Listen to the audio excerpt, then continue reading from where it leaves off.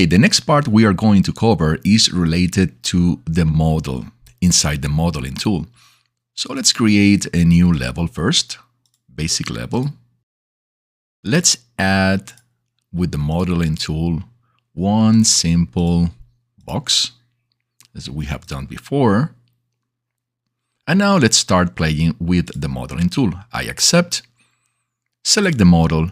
And the model tool, one of the things, I think is one of the most amazing tools that we have here, because it allows me to change the structure, change the geometry of the object that I have. Literally, it's just as if you were working with tools like Blender or Maya. So let's start with this one, the Polygroup edit. So at this moment, I have several elements on my design, and you can see here that we can select vertices, edges, and faces, just as we do when we're working with Blender or Maya. So let's say I want to change the geometry of this object, and I want to select this edge. So I just click over the edge, literally, and I can start moving the edge in any direction. And this allows me to immediately change the structure, the geometry of this object. Let's play the same thing when, if we're talking about the vertices. I can select a particular vertice, just like this one, or the both of us, and then say I want to expand my object in this direction. As you can see, we're deforming the object in any way that we want.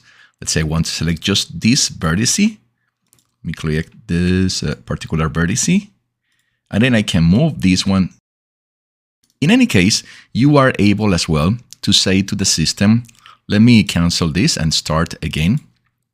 You can say to the system in the selection filter that, let's say I want to work just with faces. So I'm on click these ones, and now the systems allow me only to select faces. If you have them all at the same time, you can select multiple filters for the selection mode at the same time. And let's say I want to move with this side. Oh, now I can move to this side, and I want to extend this object. So this is the first part of how you can change a mesh.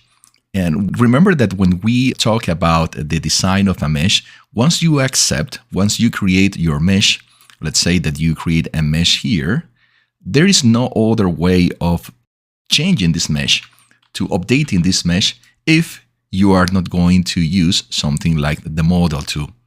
So let's continue with this process. Let me undo this one. Let me continue with this object and with the polygroup as well. So as I mentioned to you, you can go in any direction. The same applies for, let's say that I want this side to be on this direction, but at the same time, I want this side to go up. So as you can see, we are creating literally a different object, and we can do anything that we want. I can take this side and, make it a bit thinner. I can take this, let's go for this edges, and let me move it even up, something like that. And the other interesting thing is, at the same time, you are using the snapping tool for any corner or any vertice or any face. This is very, very nice. I have to say that almost all the time I have all these elements selected at the same time, but it is a matter of preference for you, of course. Now let's talk about other elements that also related to the modeling tools like Blender and Maya.